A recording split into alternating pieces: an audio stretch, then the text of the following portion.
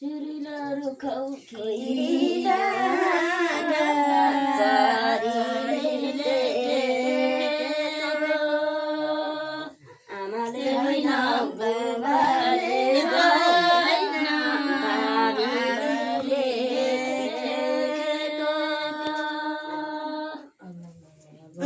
होइन बाबुले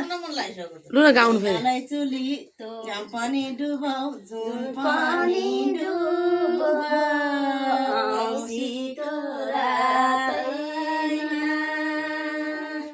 गाउँघरको माया बिर्साने माया जाउन साथैमा त्यो नि ढोका भुटेर म दिदीहरूले गएर विद्यार्थी सुन